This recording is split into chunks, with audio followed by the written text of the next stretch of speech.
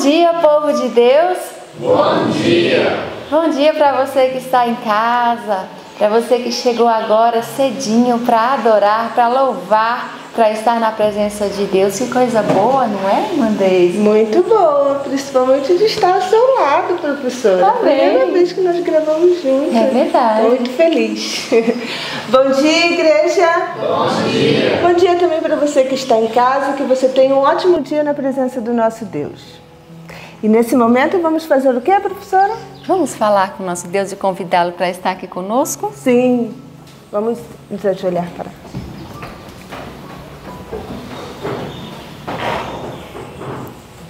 Oremos. Maravilhoso Deus, eterno Pai, graça te damos, Senhor, por mais um dia que o Senhor nos concedeu, Pai, de estarmos com vida para estudarmos a Tua palavra, Senhor. Obrigado, Senhor. Que o Senhor nos abençoe agora, no estudo que vamos ter. Abençoe também, Senhor, as pessoas que estão nos assistindo através do vídeo, que eles sintam, Senhor, também o Teu poder, as Tuas bênçãos, Pai, e que eles possam, Senhor, a cada dia crescer também, Senhor, em comunhão contigo, Senhor, em busca da presença do Teu Espírito Santo, Senhor. Amém. Que o Senhor nos conceda, Pai, a Tua porção do Teu Santo Espírito, Senhor, para que a nossa vida, Pai, possa ser transformada, Senhor, para que os Teus propósitos, Senhor, se cumpram na nossa vida a cada dia, Senhor. Amém. São bênçãos que eu te peço hoje, Pai, com perdão dos meus pecados, em Cristo Jesus. Amém, Amém. Senhor.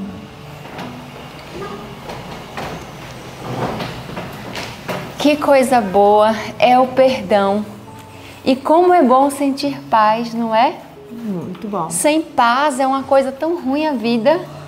Mas para termos paz, nós precisamos confessar os nossos pecados ao Senhor. E aí vamos sentir a alegria do perdão dele em nossa vida. Muito especial, porque vamos restar o nosso verso. E esse verso ele tem uma mensagem linda. Diz que tudo quanto o Pai tem é de Jesus. E ele vai anunciar para nós, e já anunciou. E é isso que nós temos aprendido todos os dias, né? Que está lá o nosso verso aonde? João 16:15. Isso mesmo. Vamos no 3? Vamos, deixa eu achar aqui que eu ainda não decorei não. E você aí, porque você não decorou ainda, corre lá, pega a sua Bíblia e acompanhe junto com a gente, decore, porque isso vai fazer muito bem ao seu coração. Então vamos lá, no 3. Vamos, 1, 2, 3. João 16:15. Tudo quanto o Pai tem é meu, por isso vos disse que há de receber do que é meu e vou-lo há de anunciar. João 16:15. João 16:15. Tudo quanto o Pai tem é meu, por isso vos disse que há de receber do que é meu e vou-lo há de anunciar. João 16:15. João 16:15. Tudo quanto o Pai tem é meu, por isso vos disse que há de receber do que é meu e vou-lo há de anunciar. João 16:15. Amém, né? É bom ter um versinho para a gente falar logo bem cedo e que esse dia possa ser muito abençoado para você e sua família também. E agora ficaremos com o estudo. Deus abençoe você. Então vamos, né, Joana, aos capítulos da Bíblia e ao último capítulo do Patriarcas e Profetas. Quantas lições interessantes no capítulo 21. Capítulo 21 de 2 Samuel nos conta a respeito de fome em Israel e também sobre uma situação com os gibeonitas. Quem eram os gibeonitas, Joana? Os gibeonitas foram um povo, né, que procurou aliança com o povo de Deus da maneira errada, mentindo, enganando, né, no tempo lá de Josué. E aí eles se disfarçaram de pobres e de que eram estrangeiros bem distantes e chegaram até Josué para fazer aliança com ele. Josué não consultou o Senhor e acabou se aliando a esse povo, né? E depois descobriu que eles moravam ali bem pertinho, onde eles tinham que conquistar. E aí aconteceu que os gibeonitas pagaram pela mentira que fizeram, né? Eles acabaram sendo rachadores de lenha para o povo de Israel e eles ficaram o resto da sua descendência como escravos, né? Que poder tem as palavras! Os gibeonitas tinham chegado lá com pão embolorado, com as roupas todas rasgadas, dizendo que moravam muito longe e que eram rachadores de lenha, que era um povo muito pobre, miserável. Mas na verdade eles eram de pertinho. Eles estavam tentando fazer com que o povo de Israel, por medo deles, olha, então fazendo aliança com o povo de Israel, que o povo de Israel não os matasse, que não os conquistasse. O Senhor Deus então jogou sobre eles o que eles mesmos tinham dito. Então agora vocês vão ser rachadores de lenha, escravos do povo pro resto da vida. Agora eles aparecem em cena aqui, de novo por uma atitude de alguém que não pensou de novo no que Deus pensa. Saul tinha incomodado esse povo, foi ou não foi? Foi. Saul acabou destruindo esse povo, né?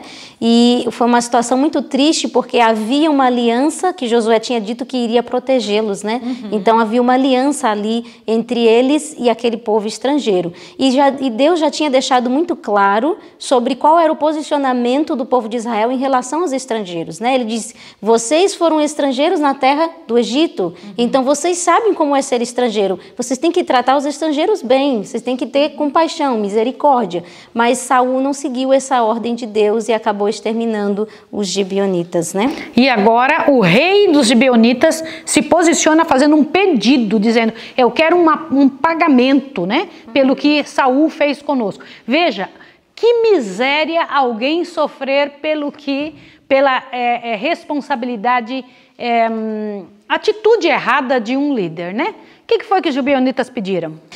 Primeiramente, Deus lançou fome na terra de Israel. Então, Davi consultou o Senhor. Por que isso está acontecendo?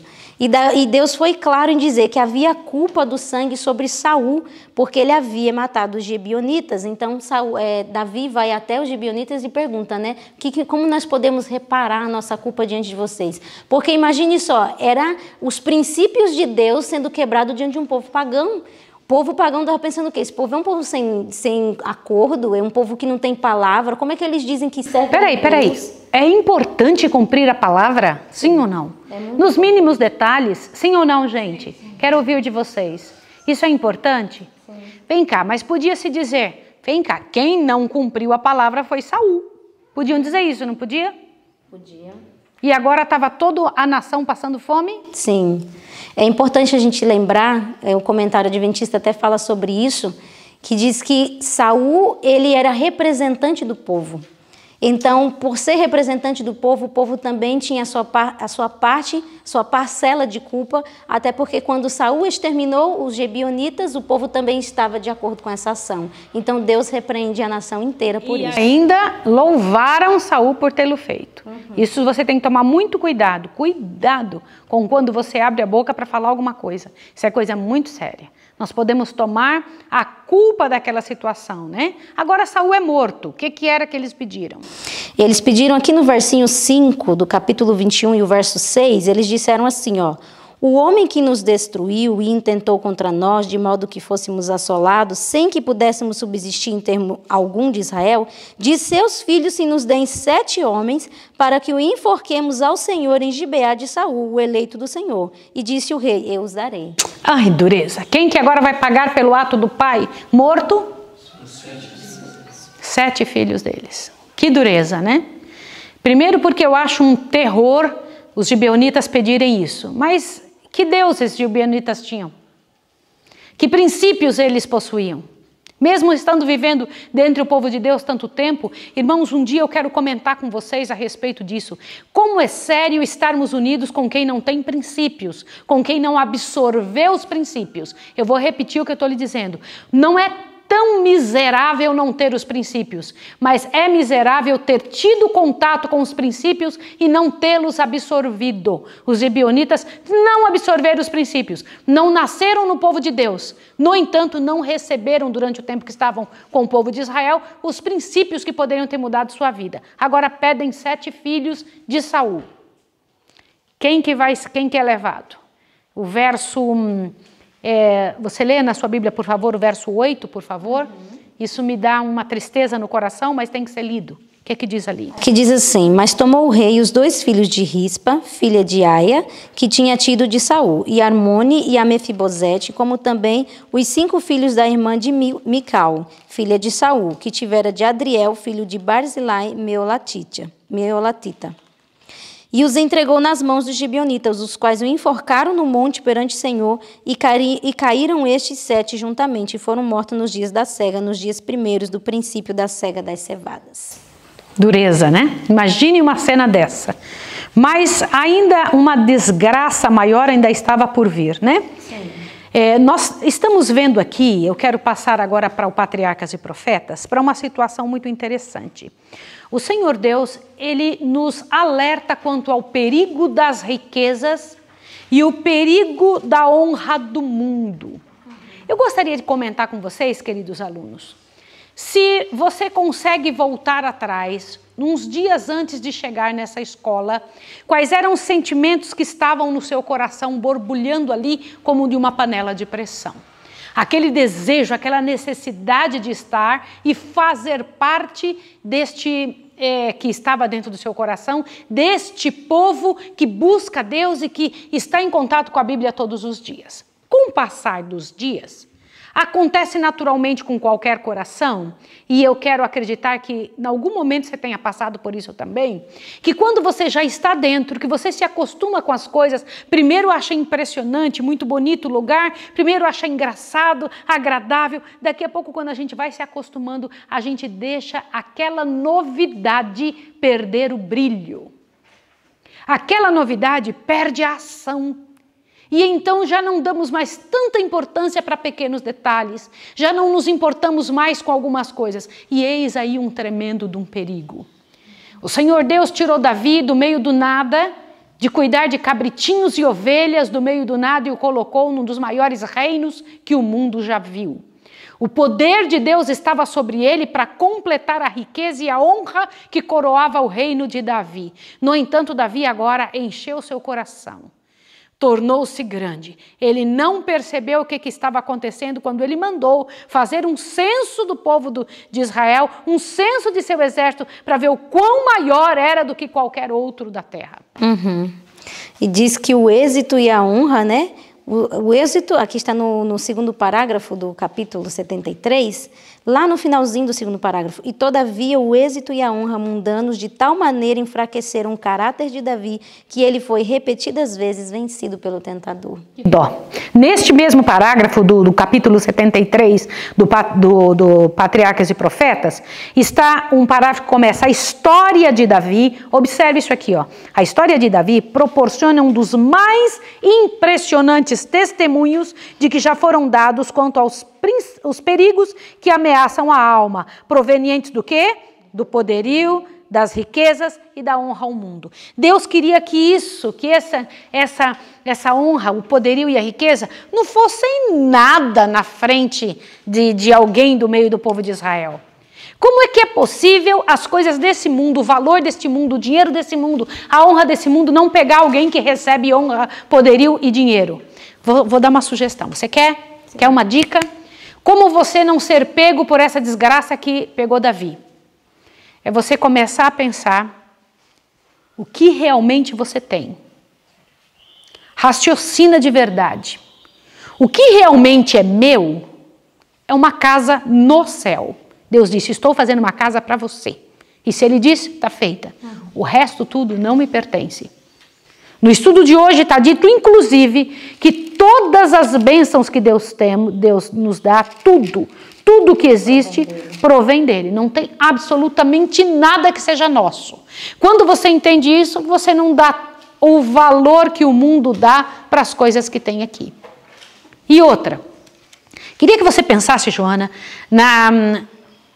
no poder, na riqueza de ruas de ouro, palácios de marfim, a grama dourada e prateada do céu, nunca cai uma folha, um lugar extremamente limpo, onde não há hospitais, onde não há nenhuma miséria, nenhum problema, nada.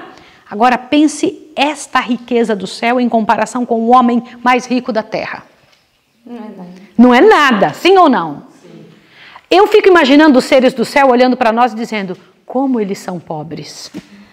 Só que nós aqui temos uma visão errada. Enxergar errado sua própria condição faz você se posicionar errado. A riqueza de Davi não estava no que ele tinha. A riqueza de Davi não estava no poderio do exército. Ele podia ter essa quantidade tremenda de homens que foram contados por Joabe. Ele poderia ter tido toda essa quantidade de carros, de apetrechos para a guerra, mas não era isso que o fazia vencer. Quem que o fazia vencer? Ele tinha o maior de todos os tesouros, que não existe nenhum preço que se consiga equalitar. No entanto, isso trouxe a ira do Senhor sobre ele. Foi ou não foi? Sim. E o Senhor Deus pediu para ele escolher 3 coisas, não foi? Sim ou não? Exatamente isso. Quais foram as 3 coisas que pediu para escolher? Ele disse, sim, ele deu a Davi a escolha de ser 7 anos de fome, ou então 3 meses sendo perseguido pelos seus inimigos, ou então 3 dias de peste. E ele respondeu que ele preferia cair na mão do Senhor. Eu também. Porque ele disse, Deus é misericordioso.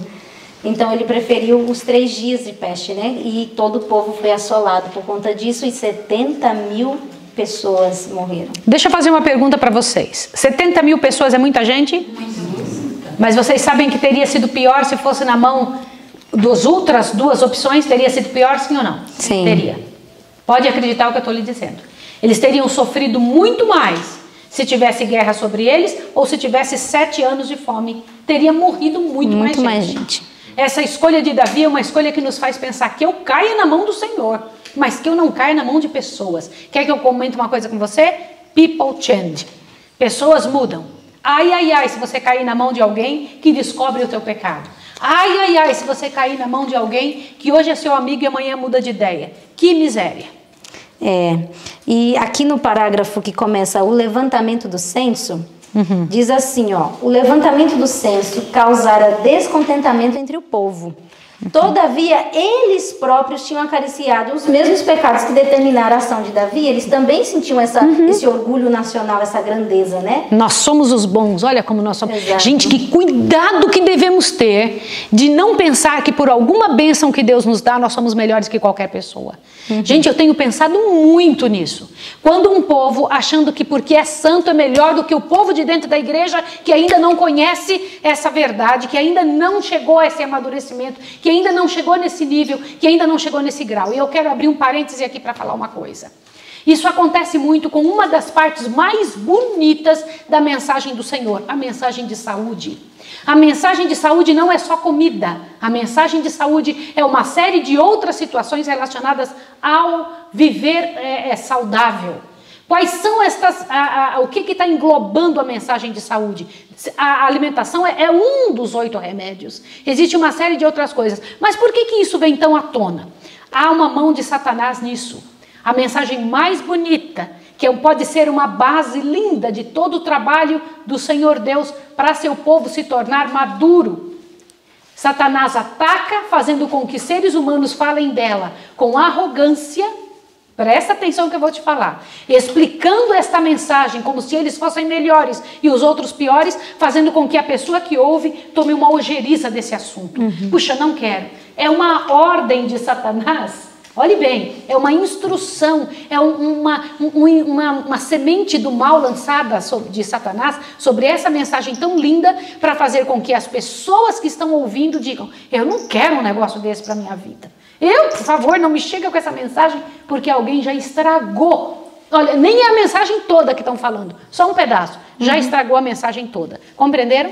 Se sentindo melhores porque comem direito. Se sentindo melhores porque vestem direito. Se sentindo melhores porque... Olha só que coisa terrível. Esse orgulho do povo de Israel, fez com que caísse sobre eles uma praga muito grande. Por isso que todo o povo também é afetado, né? Não somente Davi. E aqui continua dizendo assim como o Senhor, pelo pecado de Absalão, trouxe juízo sobre Davi, assim pelo erro de Davi, ele puniu os pecados de Israel. Sim. Um outro ponto interessante aqui que eu vejo é que o local onde seria construído o templo Lembra disso? Trouxe Que toda uma local era história. esse? Isso aqui eu quero chamar a sua atenção. Que local era? Quem dos alunos pode me dizer? Monte Moriá. É mesmo? É. E o que mais se sabe desse local? Vai lá. Lá tinha acontecido a prova de fé. Eu queria que vocês soubessem, porque quando nós viajarmos para Jerusalém, eu queria que você, ao chegar ali, chegasse com essa mente. Aqui neste local aconteceu isto e também isto, e também isto. São situações que ficam marcadas, né, da vida destes servos de Deus, em cima de locais. Vocês sabem que quando eu chego no Rio de Janeiro, meu sentimento é diferente de quando eu chego em São Paulo. Por causa do que aconteceu ali. Meus sentimentos são diferentes do que quando eu chego na Bahia, de quando eu chego em outro país, seja onde for. Por quê? Porque ali, naquele local, aconteceram coisas que marcaram minha vida. Aqui nós estamos falando de coisas que marcaram a história de Deus. Você entende isso? Situações interessantes. E agora seria construído o templo neste lugar que Davi recebeu de graça. Foi isso? Não, Mas por que não podia ser de graça? Eu quero que vocês me respondam. ele fez questão de pagar, até porque ele estava em erro, né? Ele estava consertando um erro dele. Então, ele tinha que pagar por aquele local que ele ia fazer um sacrifício. Ó, eu quero que vocês abram bem os ouvidos agora. A palavra de Deus diz assim: ninguém apareça na minha presença de mãos vazias. Quando a gente vem para a igreja, a gente pensa em trazer uma oferta ao Senhor? Ninguém apareça perante mim de mãos vazias. Isso eu acho muito sério. Davi tinha um princípio aqui muito interessante. Para Deus tem que haver o pagamento. É uma coisa cara, uma coisa que vale a pena. Então eu vou pagar para você sim. Um sacrifício próprio. Um sacrifício próprio. Eu acho ele muito abnegado, eu achei esse negócio muito bonito, né? E lá estava, né? Mas aí acontece agora uma miséria. Um dos filhos de Davi, está faltando ainda uma praga para acontecer as 4 pragas que estavam sobre ele. O que aconteceu, filho? Aí diz que Davi chegou aos seus 70 anos, já estava fraquinho, né? Embora que sua mente ainda estivesse lúcida e clara. Mas e por que ele estava fraco? Ele estava velhinho e agora você vai se assustar. Eu, quando li isso aqui, tremi nas bases hoje de manhã. Porque eu estava lendo isso e eu falei, não, eu tenho que cuidar disso sobre mim e Leandro. Olha o que está escrito aqui. Leiam isso daqui, o que está no parágrafo que começa: ainda outra sombra deveria formar-se sobre os últimos anos de Davi. Ele atingira a idade de 70 anos. As dificuldades e situações perigosas por que passara em suas primitivas vagueações, suas muitas guerras, cuidados e aflições de seus últimos anos, haviam-lhe solapado a fonte da vida. Então a cabeça dele estava ótima, mas o corpo dele... Por quê? Porque ele queimou a vela nas 2 pontas. Não foi isso? Está ali a vela, ele queimou nas 2 pontas. Trabalhou demais, se esforçou demais, deu demais. Gente, ele teve 40 anos de reinado e 40 guerras. Vocês sabem o que significa isso? Já passaram por alguma guerra, vocês? Alguma? Uma só? Não sabem o que é isso? Pois Davi passou por 40 durante o seu reinado. E ele ia e lutava junto com o povo. Então ele agora não conseguia mais, o corpo dele não dava mais, não tinha mais força. E o pessoal percebia isso? Sim. Quem percebeu também? Os seus comandantes, né? Na última guerra que ele saiu para defender contra os filisteus, ele ficou muito fatigado. E aí eles disseram, você não vai sair mais com a gente não. Para que a lâmpada de Israel não se apague. Exatamente. Que coisa bonita ouvir isso, né? Que linguagem, para que a lâmpada de Israel não se apague. Avante. E aí, nessa fraqueza do rei, ele desejou o recolhimento, né? Então, ele não acabou dando mais a assistência como rei, como ele deveria dar ao seu reinado. E diz que agora, Adonias, que era muito formoso no parecer, e tinha em seu aspecto pessoal e em seu porte, ele tinha porte, né? Mas era sem escrúpulo e descuidado. Por que ele era sem escrúpulo e descuidado? Porque não havia uma repreensão direta dos pais, né? Ele não tinha restrições. Peraí, nós vamos ter que falar bem claro isso aqui, filhinha.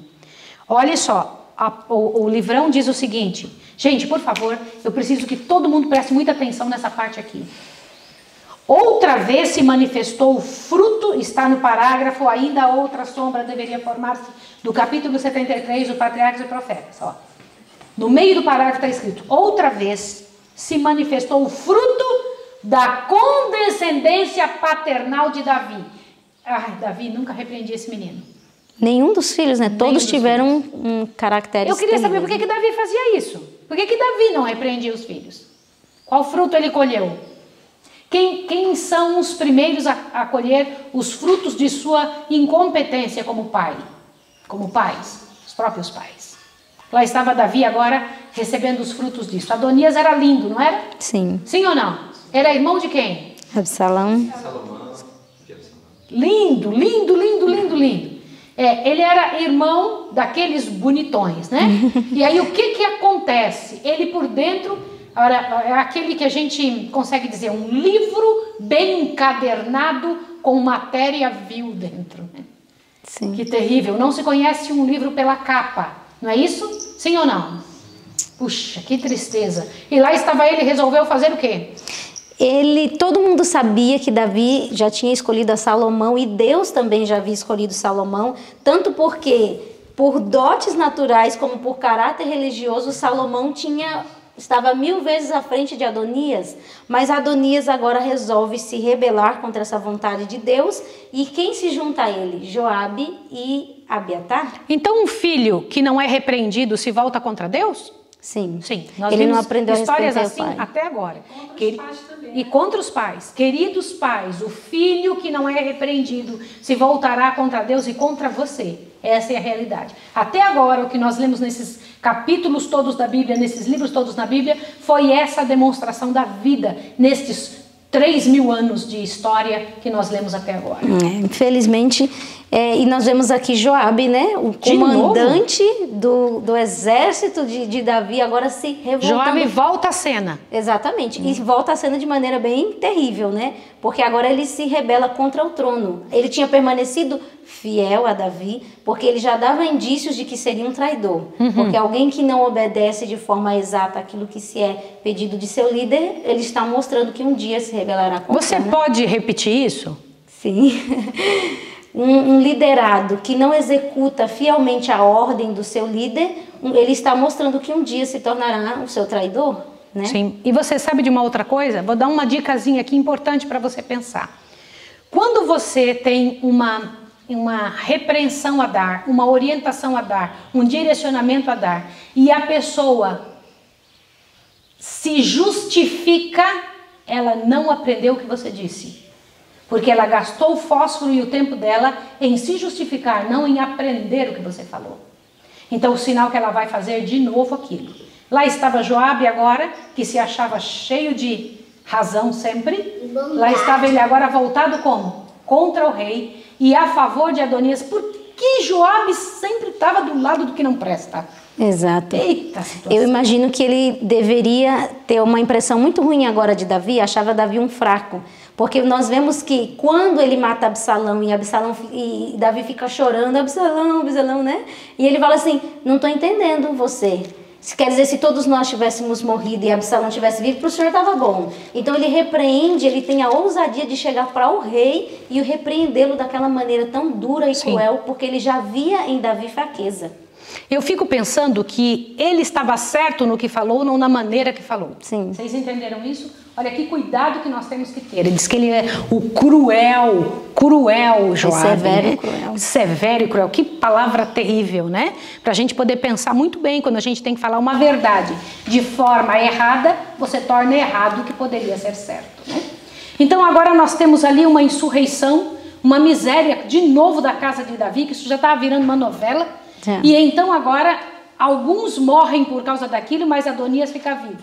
A morte dele ainda vai acontecer amanhã. Vocês vão ver por que razão que ele morre. Mas aí Joabe ainda permanece vivo também, né? E alguns destes atores, eu acho interessante aqui a fala que a senhora White usa. Diz que seus principais atores incorreram na pena de morte. Por que atores? Gente, guarda estas informações pequenas do que Deus está tentando dizer para nós. Se são atores, estão seguindo o script. Script de quem? Pensem. Quem é que os estava dirigindo? Vocês têm que pensar sobre isso. E então agora, Davi chama então Salomão, ou Salomão é trazido para ele. Como é que foi? A situação é que quem resolve tudo isso é justamente o sacerdote Zadok, né? O profeta Natã, e Betseba toma a posição de ir até o rei e dizer, olha, está acontecendo isso e isso no reino. Temos que resolver isso, né? Salomão que vai assumir o trono. Então, de forma rápida, Salomão é coroado rei e aí toda a rebelião, a revolta, né, cessa. Deixa eu te fazer uma pergunta, Joana. Betseba entra em cena de novo, né? Se ouve agora falar dela tomando uma posição a favor de seu filho, né? E ela entra em cena e uma coisa tremenda acontece. Ela estava com Davi ou ela foi trazida a Davi? Ela foi trazida a Davi. Por que ela não estava com o marido dela? Eu queria que vocês fossem chamados a atenção sobre isso. O que aconteceu no final da vida de Davi? Davi se tornou agora um homem fraco e velho. Isso não é porque ele era fraco e velho, já não podia mais cumprir seus votos matrimoniais, etc. Não era isso não. Lembra que a cabeça de Davi estava ótima, sim ou não? Ele podia ter quem ele quisesse ali junto dele, sim ou não? Mas a mulher não estava.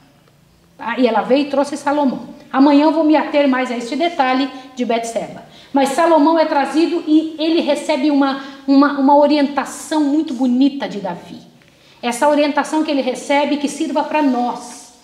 Para que ele tivesse êxito, ele tinha que cumprir alguma coisa. O que é que Deus pedia que fosse cumprido? Antes, porém, eu quero comentar um detalhe com vocês.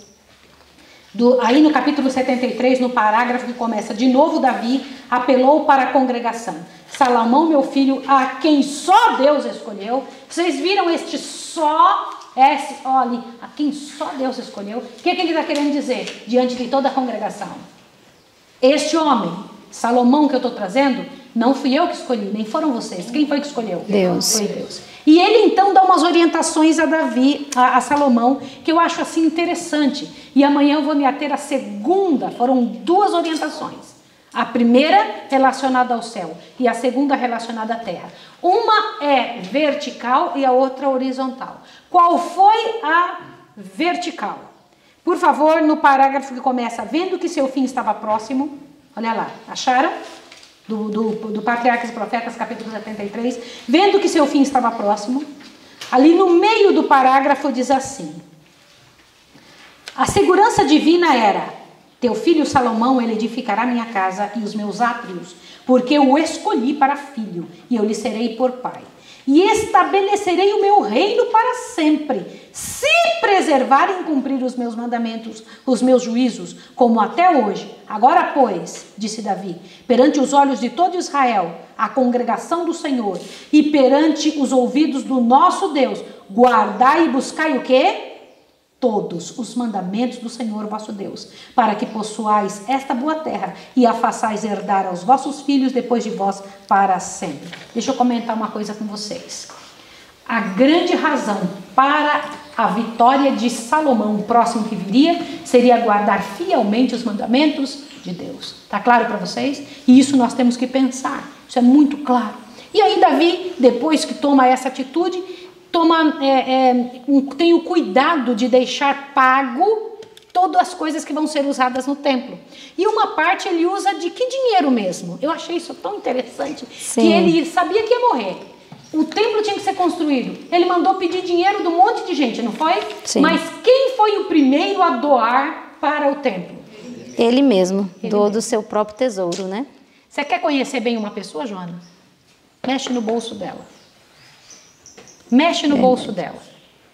O bolso é um termômetro. E Davi deu pouco dinheiro, não foi o que sobrava assim, o que não ia usar, ele deu, não foi? Quanto foi que ele deu, gente? Quem de vocês viram? Eu achei isso interessante, corri atrás para saber quanto daria isso hoje em dinheiro. Gente, Davi era muito rico. Ele deu do seu tesouro pessoal para a construção do templo. Mas era muito. Tanto que o povo todo, ao dar, quase equipara ao que ele deu sozinho. Vocês já pararam para pensar sobre isso? Para a construção do templo. Deixou tudo pronto. Ele arrumou a casa antes de morrer. Ele arrumou o reino antes de morrer. Ele deixou tudo pronto, tudo certinho para dizer, vou descansar, eu vou morrer, mas eu vou deixar atrás de mim um legado interessante. Daqui uns dias Davi vai ressuscitar. Eu fico pensando que além do susto, né? de ver o mundo como está, de ver os seres humanos baixinhos e pequenininhos, porque nesses capítulos daqui para frente mostra a quantidade de gente bem alta que foram mortos, não foi? Aquele monte de gigante. Tinha até um outro chamado Golias também, que tinha sido morto, né? Foi isso ou não foi? Gente que tinha 10 dedos, lembra? 12 dedos, não é? Matou a Golias. Matou a Golias. Foi Davi que matou Golias, mas teve outro Golias que foi morto também, que era grandão e gigante. Não é isso? Ou pode ter duas pessoas com o mesmo nome? Pode ou não pode? Sim, pode ter várias pessoas com o mesmo nome. Claro que pode. Existe só uma Maísa? Existe só uma Joana? Não existe só um Golias, né? Existem vários Golias. Assim, aliás, eu nunca vi ninguém com o nome de Golias, você já viu? Não, só na Bíblia. Só na Bíblia. Então, queridos, veja que coisa interessante. Mesmo quando Davi ressuscitar, enxergar tudo o que aconteceu durante estes séculos depois dele. 3.000 anos separam a gente de Davi. Mas as histórias da vida dele, a maneira como ele se enfrentou o trono, são não só maravilhosas, mas admiráveis, né? A maneira como ele trabalhou. E o finalzinho do livro me traz algo muito interessante sobre a vida de Davi, que eu gostaria de partilhar com vocês. Por favor, no capítulo 73 do Patriarcas e Profetas, o parágrafo que começa: grande foi a queda. Acharam? Eu gostaria que vocês achassem. Diz assim: grande foi a queda de Davi, mas profundo foi o seu arrependimento, ardoroso o seu amor e forte a sua fé. A ele muito fora perdoado, portanto, muito amava. Aliás, sobre isso eu quero falar uma coisa com vocês. Vem cá, Joana, vem cá, Rebequinha. A maneira como tratamos o pecador demonstra o quanto entendemos do que fomos tratados. Eu vou repetir o que eu estou dizendo. Quem muito foi perdoado, muito ama. Sim ou não? Sim. Agora, Davi, diante desta frase que está lá no Novo Testamento, né, essa partezinha no Novo Testamento, me mostra que Davi era um homem que amava muito o pecador. Tinha muita misericórdia com o pecador. A pessoa que tem misericórdia com o pecador é porque entendeu que recebeu misericórdia também. Compreendeu o seu próprio estado, sua própria situação de pecador. Isso me faz pensar bastante. Eu gostaria de orar com você agora e sobre a sua vida. Não perca amanhã. Eu quero te pedir uma coisa tremenda. Vem cá, filha, vem. Vamos pedir uma coisa para as pessoas, filhinha. Vamos pedir uma coisa muito importante. Vem cá. Deixa a mamãe arrumar você assim. Sim. Então deixa eu contar uma coisa para vocês muito boa. Irmãos, passem isso avante. Já pensou? Nós acabamos uma parte muito importante do ano bíblico. Quantos nunca tinham feito ano bíblico durante toda a vida de cristãos? Quantos não tinham se envolvido com as coisas do céu? Não tinham parado e tirado tempo especial para isso? Agora você pode fazer isso. Passe para a sua família, para os seus primos, para os seus amigos. Mande nas suas listas de transmissão. Converse com as pessoas. Peça para elas entrarem no canal. Eu não estou te pedindo isso. Estou te falando pelo valor tremendo que é diante do céu. Todas estas informações que Deus tem passado para nós e explicadas a cada manhã. Isso nunca aconteceu antes. É a primeira vez que nós estamos tendo acesso a isso dessa forma. Passe avante. Faça disso o grande trabalho da sua vida, o teu grande trabalho missionário. Tá bem? Passe avante. Vamos orar, filhinha? Vamos agradecer a Deus. Então vamos lá. Vem. Vamos lá. Pode ser. Obrigada, peço um dia. Porque pela comida, a manga e banana com aveia, mamão e caqui, em nome de Jesus, amém. Querido Deus e Pai, nós queremos te agradecer, Senhor, porque a tua bênção sobre nós é a única saída que nós temos. Queremos, Pai de amor, que a nossa vida tenha o zelo, o cuidado de quem recebeu de ti, zelo e cuidado também. Nos ensine a agir assim com as pessoas. Nos ensine a agir assim com relação às coisas que o Senhor confia em nossas mãos. Ajuda-nos a edificar, Pai de amor, a nossa história, a nossa vida, a nossa casa, de maneira que o Senhor possa escrever sobre nós nos livros do céu como gente honrada. Senhor, ajuda-nos a reconhecer os nossos pecados que foram perdoados e agirmos assim com as outras pessoas. Em nome do Senhor Jesus. Amém, Senhor. Amém. Amém. Que Deus abençoe vocês e até amanhã.